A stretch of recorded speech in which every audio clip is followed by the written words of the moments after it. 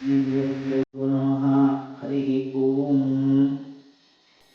कल्याणाद्भुतगात्राय कामितार्थप्रदायिने श्रीमद्वेंकटनाथाय श्रीनिवासाय ते नमः। नारायणाय परिपूर्णगुणार्णवाय विश्वोदयस्थितिलयो नियतिप्रदाय ज्ञानप्रदाय विबुधाय सुरसौख्यदुःख सत्कारणाय वितताय नमो नमस्ते। अभ्रमं भङ्गरहितं अजडं विमलं सदा आनन्दतीर्थमुतलं भजे तापत्रयापहम्। पूज्याय राघवेन्द्राय सत्यधर्मरताय च भजतां कल्पवृक्षाय नमतां कामधेनवे। दुर्वादिध्वान्तरवये वैष्णवीवरिन्दवे श्री राघवेन्द्र गुरवे नमो अत्यन्तदयाळवे। हरि ओಂ हरि ಓಂ ಹರಿ ಓಂ। ಆಯಿತು, ಇದೆಲ್ಲ ಆಯಿತು. ನಮಗೆ ಏನು ಬೇಕು ಅಂದರೆ ಈ ದೀಪ ಹಚ್ಚಬೇಕಾದ್ರೆ ದೀಪಕ್ಕೆ ವೈಶಿಷ್ಟ್ಯ ಏನು, ಈ ಕಾರ್ತೀಕ ಮಾಸದಲ್ಲೇ ದೀಪ ಯಾಕೆ ಅನ್ನುವ ಒಂದು ಪ್ರಶ್ನೆ ಬರುತ್ತೆ. ಅದಕ್ಕೆ ಉತ್ತರ ಹೇಳಿದ್ರು. ದಾಮೋದರಾಯ ರಭಸಿ ತುಲಾಯಾಂ ದೋಲಯಾ ಸಹ ಪ್ರದೀಪಂ ತೇ ಪ್ರಯಚ್ಛಾಮಿ ನಮೋ ಅನಂತಾಯ ವೇದಸೆ. ನೋಡ್ರಿ, ಈ ಮಾಸದಲ್ಲಿ ಯಾರು ದೀಪದಾನ ಮಾಡ್ತಾರೆ ಅದಕ್ಕೆ ಸಮನಾದ ಇನ್ನೊಂದು ದಾನವೇ ಇಲ್ಲ ಅಂತ. ಯಾಕೆ? ದೀಪ ಅನ್ನುವುದು ಜ್ಞಾನದ ಸಂಕೇತ. ಮೊದಲು ತಿಳ್ಕೊಡ್ರಿ, ಜ್ಞಾನದ ಸಂಕೇತವಾದ ಕಾರಣ ಈ ಕಾಲದಲ್ಲಿ ಕೊಟ್ಟಂತಹ ಯಾವ ದೀಪ, ಮಣ್ಣಿನ ದೀಪ ಆದರೂ ಭಾರಕ ಇಲ್ಲ. ದೀಪ ಹಚ್ಚಬೇಕು ಅಂದ್ರೆ ನಿಮ್ಮ ನಿಮ್ಮ ಯೋಗ್ಯತೆಗೆ ಅನುಸಾರವಾಗಿ ದೀಪ ಹಚ್ಚುವಂತ ಅಷ್ಟೇ ಹೇಳಿದರು. ಮತ್ತೆ ಇದಕ್ಕೆ ತೈಲ, ಯಾವ ತೈಲ ಅದು ಹೇಳ್ತೀನಿ. ಈಗ ದೀಪ ಯಾವ್ದಾರ ದೀಪ ಆಗಲಿ ಏನ್ ಮಾಡ್ಬೇಕಲ್ಲಿ ಬೆಳಕು ಬರಬೇಕು ಮುಖ್ಯ. ಅದಕ್ಕೆ ಬೆಳಕು ಬರುವಂತಹದ್ದು ಅಂದ್ರೆ ಎಣ್ಣೆಯನ್ನು ಹಿಡಿಯುವಂತಹ ಒಂದು ಪಾತ್ರೆ ಆಗ್ಬೇಕಷ್ಟೇ. ಎಣ್ಣೆ ಇರ್ಬೋದು, ತುಪ್ಪ ಇರ್ಬೋದು, ಆಯ್ತಾ. ಆದರೆ ಇದರ ಅನುಸಂಧಾನ ಏನು? ದೀಪದ ಅನುಸಂಧಾನ ಏನು ಗೊತ್ತಂದ್ರೆ, ಎಣ್ಣೆ ಹಿಡಿಯತ್ತಲ್ಲ, ಆ ಎಣ್ಣೆ ಅನ್ನೋ ಶಬ್ದಕ್ಕೆ ಅರ್ಥ ಏನು ಗೊತ್ತಾ? ಎಣ್ಣೆ ಹಿಡಿಯೋದು ಎಲ್ಲಿ? ಒಂದು ಪಾತ್ರೆಯಲ್ಲಿ. ಅದು ಮಣ್ಣಿರ್ಬೋದು, ಕಂಚಿರ್ಬೋದು, ಹಿತ್ತಾಳೆ ಇರ್ಬೋದು, ಬೆಳ್ಳಿ ಇರ್ಬೋದು. ಅಂದರೆ ದೀಪ ಯಾವ ಬೇಕಾದ್ರೆ ಆಗ್ಬೋದು. ಅಂದರೆ ಅರ್ಥ ಏನು ಗೊತ್ತೇನ್ರಿ? ನಾವು ಅಂತ ಅರ್ಥ. ಅದಕ್ಕೆ ಅಂದರೆ ನಮ್ಮ ದೇಹ ಅಂತ, ದೇಹ ಅನ್ನೋದು ಒಂದು ಪಾತ್ರೆ ಇದ್ದಂತೆ. ಈ ಪಾತ್ರೆಯಲ್ಲಿ ಎಣ್ಣೆ ಬೇಕು. ಯಾವ ಎಣ್ಣೆ ಬೇಕು ಅಂತ? ಭಕ್ತಿ ಅನ್ನುವ ಎಣ್ಣೆ ಬೇಕು ಅಂತ ಅರ್ಥ. ಎಣ್ಣೆ ಅಂತ ಬೇರೆ ಜಿಡ್ಡು, ಜಿಡ್ಡು ಅಂದೇನು ಭಕ್ತಿ ಅಂತ. ಆ ಭಕ್ತಿ ಇರುವಂತಹ ಆ ಜಿಡ್ಡನ್ನ ದೇಹದಲ್ಲಿ ಹಾಕೋ, ಅದನ್ನೇನ್ ಮಾಡ್ಬೇಕು ನೀನು? ಹಚ್ಚು ಅಂದ್ರು. ಅದನ್ನೇ ದೇವರಲ್ಲಿ ಪ್ರೀತಿ ಮಾಡುವಂತ. ಅದು ದೀಪ ಹಚ್ಚೋ ಶಬ್ದಕ್ಕೆ ಅರ್ಥ ಏನು ಗೊತ್ತಾ? ದೇವರಲ್ಲಿ ಪ್ರೀತಿ ಮಾಡುವಂತ, ಭಕ್ತಿ ಮಾಡುವಂತ ಅರ್ಥ ಅದಕ್ಕೆ. ಅದರ ದ್ಯೋತಕವಾಗಿ ನಾವೇನ್ ಮಾಡ್ತೀವಿ? ದೀಪ ಹಚ್ತೀವಿ. ನೋಡಿ ಎಷ್ಟು ಚಿಂತನೆ ಇದೆ, ಯೋಚನೆ ಮಾಡ್ರಿ. ನಾವೆಲ್ಲರೂ ಕೂಡ ಜ್ಞಾನ ರೂಪರೇ, ಆದರೂ ಕೂಡ ನಮಗೆ ಆ ರೂಪ ಪ್ರಕಟವಾಗಲಿ ಅಂತ ದೇವರ ದೀಪ ಹಚ್ಚು. ಯಾಕೆಂದ್ರೆ ನಾವು ಯಾವ ಭಾವನೆಯಿಂದ ದೇವರನ್ನು ನೋಡ್ತೀವೋ ದೇವರ ಭಾವನೆ ಕೊಡ್ತಾನೆ ಅನ್ನುವುದು ಅಭಿಪ್ರಾಯ. ಈಗ ಪ್ರಶ್ನೆ ಮತ್ತೆ, ದೀಪ ಹಚ್ಚಬೇಕಾದ್ರೆ ಯಾವ ಎಣ್ಣೆ ಹಚ್ಚಬೇಕು ಅಂತ ಪ್ರಶ್ನೆ. ಅದು ಉತ್ತಮ ಏನಿದೆ ಗೊತ್ತಂದ್ರೆ, ಬಹಳ ಉತ್ತಮವಾದದ್ದು ಯಾವುದು ಅಂದ್ರೆ ಇಪ್ಪೆ ಎಣ್ಣೆ, ಆಮೇಲೆ ಹೊಂಗೆ ಎಣ್ಣೆ, ಆಮೇಲೆ ನೀವು ಉಪಯೋಗಿಸುವ ಕಡಲೆಕಾಯಿ ಎಣ್ಣೆ. ಒಂದು ನಿಮಿಷ ಕಡಲೆಕಾಯಿ ಎಣ್ಣೆ. ಆಮೇಲೆ ಯಾವ್ದಪ್ಪ ಎಣ್ಣೆ ಉಪಯೋಗಿಸಬೇಕು ಅಂದ್ರೆ ಎಳ್ಳು, ಅತ್ಯಂತ ಶ್ರೇಷ್ಠತಮ ಎಳ್ಳೆಣ್ಣೆ. ಆದರೆ ದಯವಿಟ್ಟು ಮಿಕ್ಸಡ್ ಎಣ್ಣೆ ತರಬೇಡಿ. ಯಾಕಂದ್ರೆ ಕೆಲವರು ಅಂತಾರೆ ಏನು, ಐದು ಎಣ್ಣೆ ಮಿಶ್ರ ಮಾಡಿದ ಎಣ್ಣೆ ಇದೆಯಲ್ಲ ಅದೇ ಬಹಳ ಶ್ರೇಷ್ಠ ಅಂತ ಕೆಲವರು ವಾದ ಇದೆ. ಅದಕ್ಕೆ ಅರ್ಥ ಏನು ಗೊತ್ತಂದ್ರೆ, ಅಲ್ರಿ ನಾವು ಪ್ರತಿನಿತ್ಯವೂ ಹಚ್ಚುವ ಎಣ್ಣೆನ 5 ಎಣ್ಣೆ ಸೇರಿಸಿರ್ತೀಯಲ್ಲ, ತಿಂತೀಯ ನೀನು? ತಿನ್ನೋದಾದ್ರೂ ದೇವ್ರು ಹಚ್ಚು. ಆದರೆ ಯಾವ ಎಣ್ಣೆ ನೀ ತಿಂತೀಯೋ ಅದನ್ನ ದೇವ್ರು ಹಚ್ಚು ಅಂದ್ರು. ಆದರೆ ಇವತ್ತು ಇಪ್ಪೆ ಎಣ್ಣೆ ಸಿಕ್ಕಲ್ಲ, ಹೊಂಗೆ ಎಣ್ಣೆ ಸಿಕ್ಕಲ್ಲ. ಯಾಕಂದ್ರೆ ಇವತ್ತು ದೂರತೋಪಾಸ್ತಾ ಹಿಂದಿನ ಕಾಲದಲ್ಲಿ ಹಚ್ಚೋರದನ್ನ, ಇವತ್ತೆರಡೂ ಇಲ್ಲ. ಈಗ ಮುಂದೆ ಉಳ್ಕೊಂಡಿರೋದು ಯಾವುದು? ತುಪ್ಪ.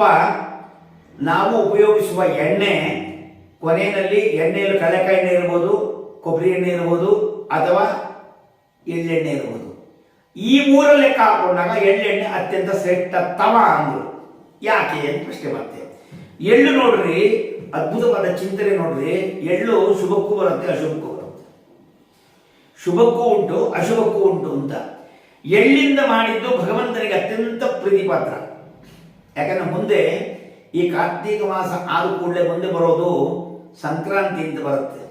ಆ ಸಂಕ್ರಾಂತಿಯಲ್ಲಿ ಎಳ್ಳು 6 ರೀತಿಯ ಎಳ್ಳು ಉಪಯೋಗಿಸುವಂತ ನಮಗೆ. ಹಾಗಾದ್ರೆ ಎಳ್ಳು ಪಿತೃದೇವತೆಗಳಿಗೆ ಅತ್ಯಂತ ಪ್ರೀತಿ ಪಾತ್ರ. ಹಾಗ ನೀನು ಹಚ್ಚುವ ದೀಪ ಪಿತೃಗಳಿಗೆ ತೃಪ್ತಿ ಆಗಿ ಆ ಪಿತೃಗಳು ನಮ್ಮ ಅನುಗ್ರಹ ಮಾಡಬೇಕು ಅಂತ ಎಳ್ಳೆನೇ ಹಚ್ಚುವಂತ ಅದಕ್ಕೆ.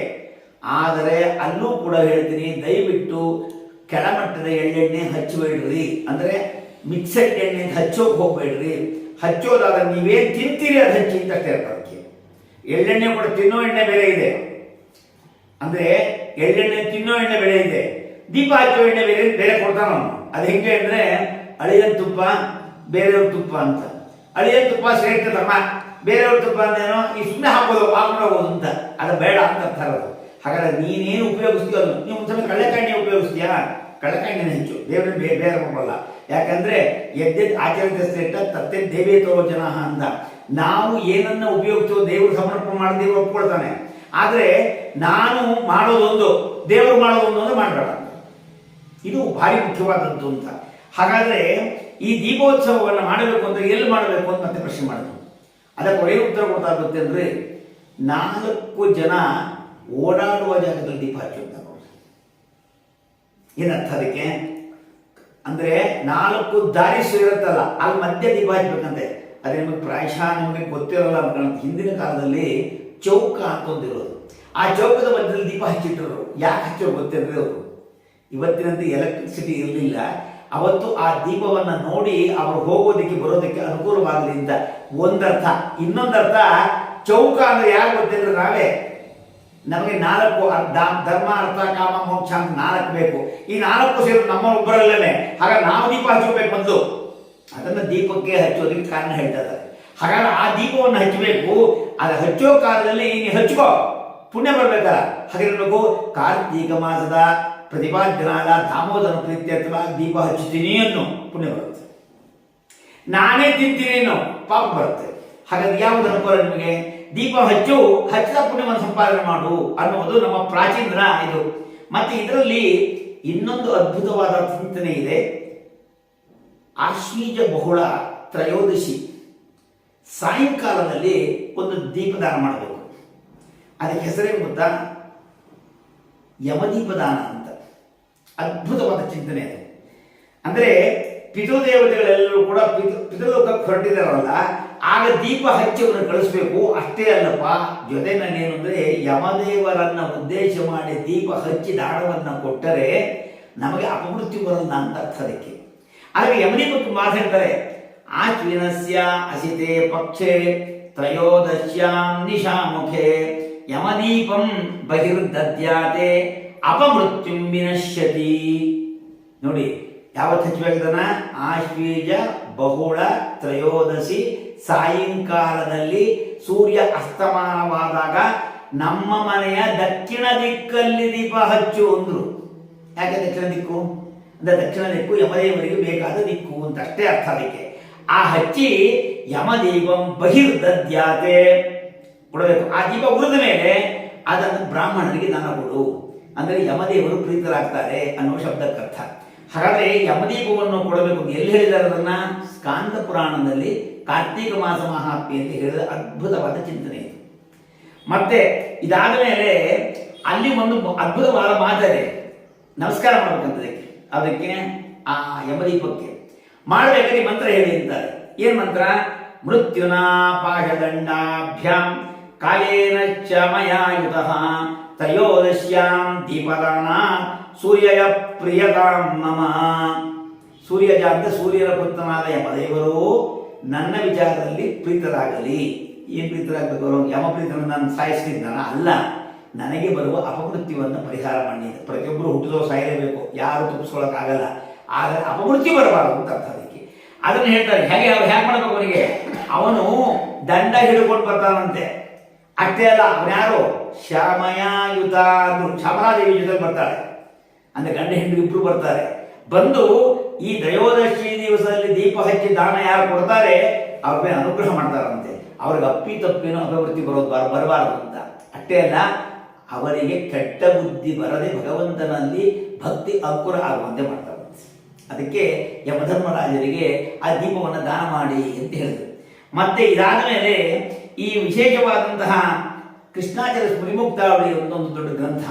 ಆ ಗ್ರಂಥದಲ್ಲಿ ಮಾತಾಡ್ತಾರೆ, ಕಾರ್ತೀಕ ಶುದ್ಧ ಪೌರ್ಣಮಿಯಿಂದ ಆರಂಭ ಮಾಡಿ 5 ದಿವಸಗಳ ಕಾಲ ದೀಪೋತ್ಸವವನ್ನು ವಿಶೇಷವಾಗಿ ಮಾಡಬೇಕು ಅಂತಾರೆ. ಏನಂತಾರೆ? ಕಾರ್ತೀಕ ಶುದ್ಧ ಪೌರ್ಣಮಸ್ಯಾಂ ಪಂಚರಾತ್ರಾದೌ ದೀಪೋತ್ಸವಂ ಕಾರ್ಯಂ ಇತ್ಯುಕ್ತಂ ಅಂತಾರೆ. ಅದಕ್ಕೇನೆ ವಿಷ್ಣು ದೀಪ, ಯಮದೀಪ, ಇದು ಶಿವದೀಪ ಅಂತೆಲ್ಲ ಮಾಡ್ತಾರಲ್ಲ, ಅದು ಮಾಡೋದು ಅದೇ ಕಾಲದಲ್ಲೇ. ಅದಕ್ಕೆ ಅವರು ಉತ್ತರ ಹೇಳಿದರು. ಮತ್ತೆ ಇದಾದ ಮೇಲೆ ಇನ್ನೊಂದು ಮಾತು ಹೇಳ್ತಾರೆ ನೋಡಿ. ಸಾಮಾನ್ಯ ನರಸಿಂಹ ಪುರಾಣ ಹೇಳುತ್ತೆ, ದೀಪವನ್ನು ಹಚ್ಚಬೇಕಾದ್ರೆ ವಿಷ್ಣು ದೇವಸ್ಥಾನಗಳಲ್ಲಿ ದೀಪವನ್ನು ಹಚ್ಚಿರಿ. ಅಂದರೆ ನಿಮ್ಮ ಮನೆಯೂ ವಿಷ್ಣು ದೇವಸ್ಥಾನ ಅಂತ ತಿಳ್ಕೊಂಡು ಹಚ್ಚಿರಿ, ಅದು ದೇವರಿಗೆ ಹೋಗುತ್ತೆ. ಅದಕ್ಕೆ ವಿಷ್ಣುಮಾಲಯೇತು ಕಾರ್ತಿಕ್ಯಾಂ ದೀಪದಾನಂ ಕರೋತಿ ಯಃ ಸಹ ಸಪ್ತಕುಲ ಸಂಯುಕ್ತೋ ವಿಷ್ಣುಲೋಕೆ ಮಹೀಯತೆ. ಅಂದರೆ ಆ ಮನೆಯಲ್ಲಿ ಇದು ವಿಷ್ಣುವಿನ ದೇವಾಲಯ ಅಂತ ತಿಳ್ಕೊಂಡು ಹಚ್ಚಿದ್ರು ನಿನಗೇನಾಗತ್ತೆ? ವಿಷ್ಣು ಲೋಕವೇ ಪ್ರಾಪ್ತಿ ಆಗತ್ತೆ ಅಂತ ಅರ್ಥ. ಅಂದರೆ ದೇವಸ್ಥಾನಕ್ಕೆ ಹೋಗಬೇಕು, ಹಚ್ಚಬೇಕು ಅಂತಲ್ಲ, ಹತ್ತಿರದ ದೇವಸ್ಥಾನಕ್ಕೆ ಹೋಗಚ್ಚಿ ಅಂತ ಅಷ್ಟೇ ಅರ್ಥ ಅದಕ್ಕೆ. ಮತ್ತೆ ಈ ಇನ್ನೊಂದು ವಿಷಯ ಹೇಳ್ತಾರೆ, ಎಲ್ಲ ದಾನಗಳಿಗಿಂತ ಅತ್ಯಂತ ಶ್ರೇಷ್ಠವಾದ ದಾನ ಯಾವುದೊಂದು ದೀಪದಾನ ಅಂತ. ಅಂದರೆ ಏನು ಗೊತ್ತಿಲ್ಲ, ದೀಪದಾನ ಅಂತಂದರೆ ನೀವು ದೀಪದಾನ ಕೊಡಬೇಕಾದ್ರೆ ಇಂಥ ದಾನ ಕೊಡಬೇಕು ಅಂತ ದಾನ ಕೊಡಬೇಕು ಅಂತ ಏನು ಹೇಳ್ತಾ ಇಲ್ಲ. ಕೊನೆಗೆ ಒಂದು ಮಾತು ಹೇಳ್ತಾರೆ, ಈ ಕಾರ್ತಿಕ ಮಾಸ ಮಹಾತ್ಮೆಯಲ್ಲಿ ದೀಪದಾನ ಮಾಡೋದು ನಿಮ್ಮ ಕೈಲಿ ಆಗಲಿಲ್ವಾ?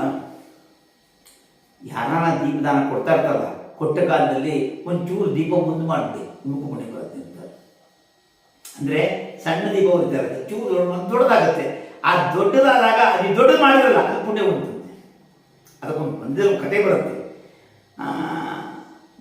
ದೀಪದಲ್ಲಿ ಹಾಕಿದ ಬತ್ತಿಯನ್ನು ಇಲಿ ಬಂದು ತಿನ್ನತ್ತೆ. ಸಾಮಾನ್ಯ ಇಲಿಗಳು ತಿನ್ನತ್ತೆ. ಒಂದು ಕಡೆ ದೇವಾಲಯದಲ್ಲಿ ದೀಪ ಹಚ್ಚಿಟ್ಟಿದ್ರು. ಆ ಇಲಿ ಬಂದು ಏನು ಮಾಡೋದು, ತನ್ನ ಮೂಗನ್ನು ತಳಿತು ದೀಪ ಉರಿತಂತೆ. ಅಷ್ಟು ಮಾಡಿದ್ದಕ್ಕೆ ಆ ಇಲಿಗೆ ಆ ನೀಚ ಯೋನಿ ಹೋಗಿ ಉತ್ತಮ ಲೋಕ ಬಂತು ಅಂತ ಬರೀತಾರೆ. ಅರ್ಥ ಏನು? ನೀವು ಮಾಡುವ ಕೆಲಸ ದೀಪವನ್ನು ಹಚ್ಚೋದರಿಂದ ಕಾರ್ತಿಕ ದಾಮೋದರ ಪ್ರೀತನಾಗಿ ನಿಮಗೆ ಅನುಗ್ರಹ ಮಾಡ್ತಾನೆ ಅನ್ನೋದು ಅಭಿಪ್ರಾಯ ಅಂತ. ಇದು ದೀಪದಾನದ ವೈಲಕ್ಷಣ್ಯ. ಅಷ್ಟಲ್ಲದೆ ಈ ತಿಂಗಳಲ್ಲಿ ಮಾಡಲೇಬೇಕಾದ ದೊಡ್ಡ ಕೆಲಸ ಏನಂದರೆ ಭಾಗವತ ಶ್ರವಣ ಮಾಡಬೇಕು, ಗೀತಾ ಶ್ರವಣ ಮಾಡಬೇಕು. ಮೂರನೆಯದು ಅತ್ಯಂತ ಅದ್ಭುತವಾದದ್ದು ಯಾವುದು ಅಂದರೆ ಧಾತ್ರಿ ಪೂಜಾ. ಧಾತ್ರಿ ಅನ್ನೋ ಶಬ್ದಕ್ಕರ್ಥ ನೆಲ್ಲಿಕಾಯಿ ಅಂತ. ಆ ಧಾತ್ರಿ ಪೂಜಾ ಮತ್ತೆ ಇದೇ ಕಾಲದಲ್ಲೇ ಬರೋದು ಧಾತ್ರಿ ಹವನ. ಧಾತ್ರಿ ಹವನ ಇದು ಈ ಕಾಲದಲ್ಲೇ ಮಾಡಬೇಕಾದ ಈ ವಿಶೇಷವಾದ ಕಾರ್ತಿಕ ಮಾಸದಲ್ಲಿ ಮಾಡಬೇಕು ಅಂತ ಹೇಳ್ತಾರೆ. ಇದಲ್ಲದೆ ಈ ಕಾಲದಲ್ಲಿ ಅತ್ಯಂತ ಅದ್ಭುತವಾದದ್ದು ಯಾವುದು ಅಂದರೆ ತುಳಸಿ ಸ್ತೋತ್ರವನ್ನು ಹೇಳೋದು. ಆ ತುಳಸಿ ಸ್ತೋತ್ರವನ್ನು ಮಾಡ್ತಾ ತುಳಸಿಗೆ ಪ್ರದಕ್ಷಿಣಾ ನಮಸ್ಕಾರ ಮಾಡೋದು. ಆ ವಿಶೇಷವಾದ ತುಳಸಿಯಲ್ಲಿ ಪರಮಾತ್ಮನನ್ನು ಚಿಂತನೆ ಮಾಡೋದು. ಮತ್ತೆ ಕಾರ್ತಿಕ ದಾಮೋದರ ಪೂಜಾವನ್ನ ಆ ಕಾರ್ತಿಕ ಶುದ್ಧ ದ್ವಾದಶಿ ಮಧ್ಯಾಹ್ನದಲ್ಲಿ ಆ ವಿಶೇಷವಾದ ತುಳಸಿ ವಿವಾಹ ಮಾಡ್ತಿರಲ್ಲ, ಅದು ಅತ್ಯಂತ ಪುಣ್ಯತಮ ಅಂತ ಉತ್ತರವನ್ನು ಹೇಳ್ತಾರೆ. ಇದಲ್ಲದೆ ಇನ್ನೊಂದು ಅದ್ಭುತವಾದ ಚಿಂತನೆ ನಮ್ಮ ಕಡೆ ಹೆಚ್ಚು ಕಮ್ಮಿ ಕೋಜಗರ ವ್ರತ ಅಂತ ಒಂದು ವ್ರತ ಇದೆ. ಕೋಜಗರ ವ್ರತ ಅಂದರೆ ಏನು ಅಂತ ಕೇಳಿದ್ರು. ಅದು ಏನು ಗೊತ್ತಿಲ್ಲ ಅರ್ಥ, ಅದನ್ನು ಸ್ವಲ್ಪ ಒಡೆಯಿರಷ್ಟೇ. ಕೋ ಜಾಗರ ವ್ರತ ಅಂತ. ಕೋ ಜಾಗರ ವ್ರತ ಅಂತ ಶಬ್ದ. ಕೋ ಅಂದರೆ ಯಾರು ಅಂತ, ಜಾಗರ ಅಂದೇನು ಎಚ್ಚರಿಕೆಯಿಂದ ಇರ್ತಾರೆ ಅಂತ. ಆ ಜಾಗರದಿಂದ ಮಾಡುವ ವ್ರತ ಯಾರು ಮಾಡ್ತಾರೋ ಅವರು ಅನುಗ್ರಹ ಮಾಡ್ತಿದ್ದು ಲಕ್ಷ್ಮೀದೇವಿ ಹೇಳ್ತಾರಂತೆ. ಅದಕ್ಕೆ ಕೋಜಗರ ವ್ರತ ಅಂತ ಹೆಸರು. ಈ ಕೋಜಗರ ವ್ರತ ಯಾವಾಗ ಮಾಡಬೇಕು ಅಂದರೆ ಆಶ್ವೀಜ ಶುದ್ಧ ಅಂತ ಹೇಳಿಲ್ಲ. ಅವೇನಿದ್ದಲ್ಲಿ ಅಂದರೆ ಶರದೃತುವಿನಲ್ಲಿ ಬರುವ ಪೌರ್ಣಮಿ ದಿವಸ ಮಾಡುವುದು. ಶರದೃತುವಿನಲ್ಲಿ ಬರುವ ಪೌರ್ಣಮಿ ಅಂದ್ರೆ ಏನಾಗತ್ತೆ ನೋಡಿ ವಿಚಿತ್ರ. ಅದು ಬರೋದು ಯಾವಾಗ ಗೊತ್ತಾ? ಆಕ್ಚುಲಿ ಹೇಳಬೇಕು ಅಂತ ನಾಳೆನೇ ಕೋಜಗರ ವ್ರತ 8ನೇ ತಾರೀಕು, ನಾಳೆ ರಾತ್ರಿ ಪೌರ್ಣಮಿ ಬಂದ್ಬಿಡುತ್ತೆ. ಹಾಗಾಗಿ ಕೋಜಗರ ವ್ರತವನ್ನು ಮಾಡ್ಕೊಂಡು ಲಕ್ಷ್ಮೀದೇವಿ ಹೊತ್ತು ಭೂಮಿಗೆ ಇಳಿದು ಬರ್ತಾಳಂತೆ. ಯಾರು ತನಗೋಸ್ಕರ ಈ ವ್ರತವನ್ನು ಮಾಡ್ತಾ ಇದ್ದಾರೆ ಅವ್ರ ಮನೆ ಸಂಪತ್ತು ಕೊಡಬೇಕು ಅಂತ ಬರ್ತಾರೆ. ಅದಕ್ಕೆ ಸಂಪತ್ತಿನ ಅಪೇಕ್ಷೆಗಾಗಿ ಸಾಮಾನ್ಯವಾಗಿ ಈ ವ್ರತವನ್ನು ಹೆಚ್ಚು ಮಾಡೋರು ಯಾರು ಗೊತ್ತಂದ್ರೆ ಈ ತಿಂಗಳು ಪುರ ಮಾಡ್ತಾರೆ. ಯಾರು ಮಾಡ್ತಾರೆ ಅಂದರೆ ಸೇಟುಗಳು ಮಾಡ್ತಾರೆ. ಅವರು ಆ ವಿಶೇಷವಾದಂತಹ ಯಾವ ಅಮಾವಾಸ್ಯೆ ದಿವಸ ಲಕ್ಷ್ಮೀ ಪೂಜೆಯನ್ನು ಮಾಡ್ತಾರಲ್ಲ, ಆ ಅಕ್ಕಿ ಪೂಜೆ ನಾಳೆಯಿಂದನೇ ಆರಂಭ ಆಗಬೇಕು ಅಂತ ಅರ್ಥ. ಅದಕ್ಕೆ ಅಂದರೆ ಆ ಪೂಜೆ ಕೋ ಜಾಗರ ವ್ರತ, ಜಾಗ್ರ ಯಾರು ತನಗೋಸ್ಕರ ಜಾಗೃತರಾಗಿದ್ದು ಈ ಪೂಜೆಯನ್ನು ಮಾಡ್ತಾರೆ, ಅವರ ಅನುಗ್ರಹ ಮಾಡಬೇಕು ಅಂತ ಹೇಳಿ ಲಕ್ಷ್ಮಿ ಈ ಭೂಮಿಗೆ ಬರ್ತಾರಂತೆ. ಅವ್ರಿಗೋಸ್ಕರ ಮಾಡುವಂತಹ ವ್ರತ ಆದ ಕಾರಣ ಕೋಜಗರ ವ್ರತ ಅಂತ. ಆದರೆ ನಮ್ಮ ಪ್ರಾಂತ್ಯದಲ್ಲಿ ಕಮ್ಮಿ ಇದು ಸಾಮಾನ್ಯ ಹೆಚ್ಚಿನ ಪ್ರಾಂತ್ಯ ಎಲ್ಲೂ ಅಂದರೆ ಇತರೆ ಜನಗಳಲ್ಲಿ ಬಹಳ ಜಾಸ್ತಿ ಇದೆ, ಅದರಲ್ಲೂ ಸ್ಟೇಟ್ಗಳಲ್ಲಿ ಬಹಳ ಜಾಸ್ತಿ ಇದೆ. ಅದನ್ನು ಮಾಡ್ತಾರೆ. ಅದನ್ನು ಪೂರ್ಣ ಪರಿಸಮಾಪ್ತಿಯಲ್ಲಿ ಮಾಡ್ತಾರೆ ಅಂದರೆ ಆ ದೀಪಾವಳಿ ಅಮಾವಾಸ್ಯೆ ದಿವಸ ರಾತ್ರಿ ಲಕ್ಷ್ಮೀ ಪೂಜೆ ಅಂತ ವಿಶೇಷವಾಗಿ ಮಾಡ್ತಾರೆ. ಅಂದರೆ ಈ ಪೂಜೆ ಈಗಿಂದ ಆರಂಭ ಮಾಡಿ ಅಲ್ಲಿಗೆ ಮುಗಿಸ್ತಾರೆ ಅಂತ ಅಷ್ಟು ಅರ್ಥ ಮಾಡ್ಕೋಬೇಕಾಗ್ತದೆ. ಇಷ್ಟಾದ ಮೇಲೆ ಇದಲ್ಲದೆ ಇನ್ನೊಂದು ದೊಡ್ಡ ವ್ರತ ಬರೋದು ಎಲ್ಲಿ ಅಂದರೆ ಬಲಿಪಾಡ್ಯಮಿ. ಆ ಬಲಿಪಾಡ್ಯಮಿ ಅನ್ನೋದು ಕೂಡ ಇದೇ ಕಾರ್ತೀಕ ಮಾಸದಲ್ಲಿ ಬರುವಂಥ ಕಾರ್ತೀಕ ಶುದ್ಧ ಪೌರ್ಣಮಿ ಪಾಡ್ಯ ದಿವಸ ಬರುವಂಥದ್ದು ಬಲಿಪಾಡ್ಯಮಿ ಅಂತ. ಮತ್ತೆ ಅಲ್ಲಿ ಬರುವಂಥ 3ನೇ ದಿವಸ ತದಿಗೆ, ಅದನ್ನು ಏನಂತಾರೆ ಅಂದರೆ ಭಾವತದಿಗೆ ಅಂತ ಕರೀತಾರೆ. ಅವತ್ತು ಹೆಣ್ಣು ಮಕ್ಕಳು ಎಲ್ಲರೂ ಅವ್ರ ಮನೆಗೆ ಬರಬೇಕಂತ, ಒಬ್ಬರ ಮನೆಗೆ ಇನ್ನೊಬ್ಬರು ಬರಬೇಕಂತೆ. ಅವತ್ತು ಭಾವಂದರಿಗೆ ಊಟ ಹಾಕಬೇಕು ಅಂತ ದೊಡ್ಡ ಹಿಂದಿನ ಕಾಲದಲ್ಲಿ ಇತ್ತು. ಈಗ ಬಿಡಿ ಒಬ್ಬರೊಬ್ಬರು ಊಟಕ್ಕೆ ಹೋಗ್ತಿರೋ ಯಾರು ಏನು ಮಾಡ್ಕೋಬೇಕು ಅದನ್ನು. ಹಾಗೆ ಕಾರ್ತೀಕ ಮಾಸದಲ್ಲಿ ಅವತ್ತು ಬಲಿಚಕ್ರವರ್ತಿ ಭೂಮಿಗೆ ಬರ್ತಾನಂತೆ ನೋಡ್ರಿ. ಅಂದರೆ ಭೂಮಿಯಲ್ಲಿ ವಾಮನ ದೇವರಿಂದ ಅವನು ಪಾತಾಳದಲ್ಲಿದ್ದಂತಹ ವ್ಯಕ್ತಿ ತನ್ನ ಮತ್ತೆ ಮೇಲಕ್ಕೆ ಬರ್ತಾನಂತ ಅವತ್ತೊಂದು ದಿವಸ. ಯಾರ್ಯಾರು ತನಗೋಸ್ಕರವಾಗಿ ಬಲೀಂದ್ರ ಕೋಟೆಯನ್ನ ಕಟ್ಟಿ ಪೂಜೆ ಮಾಡ್ತಾ ಇರ್ತಾರೆ. ಅಲ್ಲ ಬಲೀಂದ್ರ ಕೋಟೆ ಅನ್ನತ್ತೇನು, ಸೆಗಣಿಯಲ್ಲಿ ಕಟ್ಟುವ ಒಂದು ಕೋಟೆ. ಆ ಕೋಟೆಯಲ್ಲಿ ಪೂಜೆ ಮಾಡಬೇಕು. ಯಾರನ್ನು ಪೂಜೆ ಮಾಡಬೇಕು? ವಾಮನ ದೇವರನ್ನ ಪೂಜೆ ಮಾಡಬೇಕು. ಪೂಜೆ ಮಾಡಿ ಯಾರು ಮಾಡ್ತಾರೆ ಅಂತ ಬಂದು ನೋಡ್ತಾನಂತೆ. ನೋಡಿದರೆ ಅವನು ಹೋಗಿ ದೇವ್ರಿಗೆ ಹೇಳ್ತಾನೆ, ಸ್ವಾಮಿ ನಿನ್ನ ಪೂಜೆ ಮಾಡಿದಾದ್ರು ಕೋಟೆಯಲ್ಲಿ, ಹಾಗಾದ್ರೆ ಅವರೊಬ್ಬ ಮಾಡೋದು ವಾಮನ ದೇವರನ್ನು ಕೇಳ್ತಾನೆ. ವಾಮನ ಅಂದ್ರೆ ಯಾರು ಮತ್ತೆ ಪ್ರಶ್ನೆ ಮಾಡಿದ್ರು. ಅದಕ್ಕೆ ಉತ್ತರ ಹೇಳ್ತಾರೆ, ವಾಮನ ಅಂದ್ರೆ ಬೇರೆ ಯಾರು ಇಲ್ಲ, ನಮ್ಮ ಹೃದಯದಲ್ಲಿ ಅಂತರ್ಗತನಾಗಿ ಇರುವ ಇನ್ಯಾಮಕ ರೂಪ ವಾಮನ ರೂಪ ಅಂತ. ಅದನ್ನು ಕಡ್ಕೋಪನಿಷತ್ತು ಹೇಳುತ್ತೆ. ಅಂತ ವಾಮನ ದೇವರು ನಮ್ಮ ಮನಸ್ಸಲ್ಲಿದ್ದು ನಮ್ಮ ಮನಸ್ಸನ್ನು ನೇಮನ ಮಾಡ್ತಾ ನಮಗೆ ಒಳ್ಳೆ ಬುದ್ಧಿಯನ್ನೇ ಕೊಟ್ಟರೆ ನಾವು ಉದ್ಧಾರ ಆಗಲ್ವೇನು ಅಂತ ಪ್ರಶ್ನೆ. ಹಾಗಾಗಿ ಈ ಅದ್ಭುತವಾದಂತಹ ಕಾರ್ತಿಕ ದಾಮೋದರ ಪ್ರೀತ್ಯರ್ಥವಾಗಿ ಆ ಬಲೀಂದ್ರ ಕೋಟೆಯನ್ನು ಕಟ್ಟಿ ಅಲ್ಲಿ ಮಾಡುವ ಪೂಜೆ. ಮತ್ತು ಅದೇ ಕಾಲದಲ್ಲಿ ಮುಂದೆ ಬರುವಂತಹ ಅದ್ಭುತವಾದಂತಹ ದ್ವಾದಶಿಯಲ್ಲಿ ಆ ವಿಶೇಷವಾದಂತಹ ಮಧ್ಯಾಹ್ನದಲ್ಲಿ ದೇವರ ಪೂಜೆ ನೋಡಿ. ಇಡೀ ವರ್ಷದಲ್ಲಿ ಊಟ ಆದ ಮೇಲೂ ದೇವರ ಪೂಜೆ ಮಾಡುವಂಥ ಒಂದೇ ಒಂದು ದಿವಸ ಯಾವತ್ತು ಅಂದರೆ ಕಾರ್ತೀಕ ಶುದ್ಧ ದ್ವಾದಶಿ ಒಂದೇ ದಿವಸ. ಬೇರೆ ಯಾವ ದಿವಸ ದೇವ್ರ ಪೆಟ್ಟಿಗೆನ ಊಟ ಆದ್ಮೇಲೆ ಮುಟ್ಟೋದೇ ಇಲ್ಲ. ಅದು ಅವತ್ತು ಮಾತ್ರ ದೇವರನ್ನೇ ತೆಗೆದು ಪೂಜೆ ಮಾಡ್ತೀವಿ. ಎಂಥ ಅದ್ಭುತ ಅಲ್ಲ.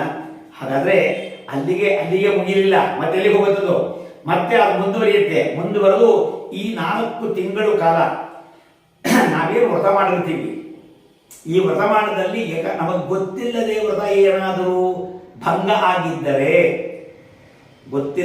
ಗೊತ್ತಿದ್ದೋ ಅಲ್ಲ ಆಗಿದ್ದರೆ ಆ ವ್ರತ ಪರಿಸಮಾಪ್ತಿಗೋಸ್ಕರವಾಗಿ ವಿಶೇಷವಾದ ದಾತ್ರಿ ಹವನ ಅಂತ ಮಾಡ್ತಾರೆ.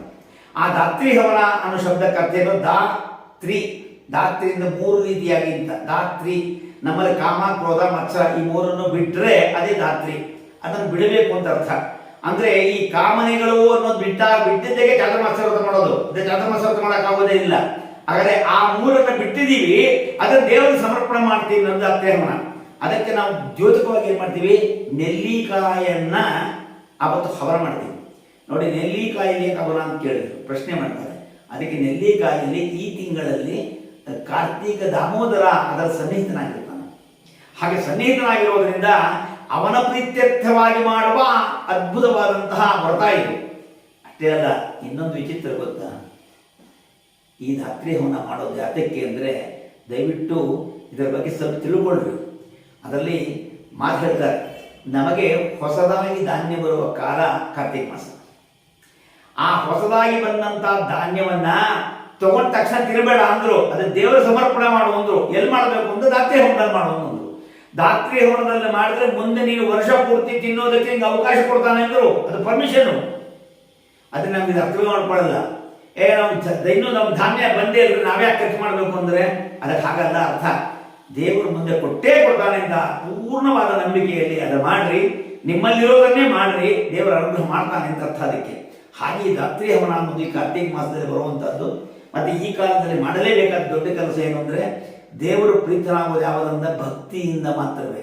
ನಿನ್ನ ದುಡ್ಡು ಕಾಸು ಯಾವುದು ಭಗವಂತನ ಪ್ರೀತಿಯನ್ನ ಗೆಲ್ಲೋಕೆ ಸಾಧ್ಯ ಇಲ್ಲ. ಹಾಗಾಗಿ ತುಳಸಿಯಿಂದ ಪೂಜೆ ಮಾಡಿದರೆ ಅವನು ಗೆಲ್ತಾನೆ ಅನ್ನೋದು ವಿಚಿತ್ರ ಹೇಳ್ತಾರೆ. ಇಲ್ಲಿ ಬರುವಂತಹ ಇನ್ನೊಂದು ಅದ್ಭುತವಾದ ಕಥೆ ಇದೆ. ಮೋಹಿನಿ ಏಕಾದಶಿ ಬಗ್ಗೆ ಒಂದು ಕಥೆ ಇದೆ, ಅದ್ಭುತವಾದ ಕಥೆ. ಅದನ್ನು ಪ್ರಾಯಶಃ ಸಾಧ್ಯವಾದಿಂದ 2-3 ದಿವಸದಲ್ಲಿ ಮತ್ತೆ ಮೋಹಿನಿ ಏಕಾದಶಿಯ ಕಥೆಯನ್ನು ಮತ್ತೆ ಈ ವಿಶೇಷವಾದ ಕಾವೇರಿ ಕಾಲದಲ್ಲಿ ಇದರಲ್ಲಿ ಯಾವುದು ಕಾರ್ತಿಕ ಮಾಸದಲ್ಲಿ ಅತ್ಯಂತ ಅದ್ಭುತವಾಗಿ ಒಂದು ಕಥೆ ರುದ್ರದೇವರು ಹೇಳ್ತಾರೆ. ಏನು ಹೇಳ್ತಾರೆ ಗೊತ್ತಾ? ಗಂಗಾದೇವಿ ರುದ್ರದೇವರನ್ನು ಪ್ರಾರ್ಥನೆ ಮಾಡಿಕೊಂಡಂತೆ, ಸ್ವಾಮಿ ನನ್ನಲ್ಲಿ 1 ವರ್ಷ ಕಾಲ ಎಲ್ಲ ಪಾಪಿಗಳು ಬಂದು ಸ್ನಾನ ಮಾಡ್ತಾರೆ. ಸ್ನಾನ ಮಾಡಿದಾಗ ಅವರ ಪಾಪ ಎಲ್ಲ ನನ್ನ ಬಿಡ್ತಾರೆ. ಬಿಟ್ಬಿಟ್ಟು ಆ ಪಾಪ ನಾನು ಹೆಂಗೆ ಕಳ್ಕೊಳ್ಳಿ ಅಂತ ಹೇಳಿದೆ. ಅದಕ್ಕೆ ರುದ್ರದೇವರು ಉತ್ತರ ಕೊಟ್ಟಿದ್ದೇನೆ ಗೊತ್ತೇನಮ್ಮ, ನೀನು ದೇವರ ಪಾದದಿಂದ ಹುಟ್ಟಿದ್ದರಿಂದ ನಿನಗೆ ಯಾವ ಪಾಪಗಳು ಅಂಟೋದಿಲ್ಲ. ಆದರೂ ನೀನು ಕೇಳ್ತಾ ಇದೆಯಾ ಅಂತ ನಿನಗೆ ಹೇಳ್ತೀನಿ. ಏನು ಅಂದರೆ, ನೀನು ನಿನ್ನ ಸನ್ನಿಧಾನವನ್ನ 1 ತಿಂಗಳ ಕಾಲ ಕಾವೇರಿಯಲ್ಲಿ ಇಟ್ಬಿಡು. ಕಾವೇರಿ ಬಂದಿಟ್ಬಿಡು. ಆಗ ಕಾವೇರಿಯಲ್ಲಿ ರಂಗನಾಥ ಇದ್ದಾನೆ. ಕಾವೇರಿಯಲ್ಲಿ ರಂಗನಾಥ ಇದ್ದಾನೆ. ಹೇಗಿದ್ದಾನೆ ಗೊತ್ತಾ ರಂಗನಾಥ? ಕಾವೇರಿ ರಂಗನನ್ನು ಸುತ್ತುವರ್ಕೊಂಡಿದ್ದಾರೆ. ಆದರೆ ಹೃದಯದಲ್ಲಿ ಅವನು ಇಟ್ಕೊಂಡಿದ್ದಾರೆ ರಂಗನನ್ನ. ಆ ರಂಗನನ್ನ ಸುತ್ತುವರೆದಂತ ಕಾವೇರಿ ನಿನ್ನ ಬಂದು ಸೇರ್ಕೊಂಡ್ರೆ ನಿನ್ನೆಲ್ಲ ಪಾಪ ಹೋಗುತ್ತೆ ಅಂತ ರುದ್ರದೇವರು ಹೇಳಿದಂತೆ.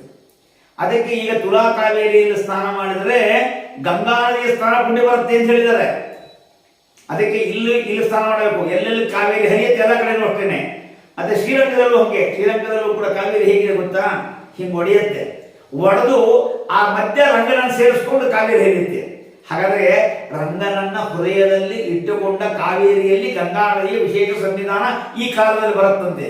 ಹಾಗಾದರೆ ಈ ಕಾಲದಲ್ಲಿ ಮಾಡುವಂತಹ ಪಿತೃಯಜ್ಞ, ಮಾಡುವಂತಹ ಅದ್ಭುತವಾದ ಸ್ನಾನ ಎಲ್ಲವೂ ಅತಿಶಯ ಪುಣ್ಯ ಕೊಡುತ್ತೆ ಅಂತ ಉತ್ತರವನ್ನು ಹೇಳ್ತಾರೆ.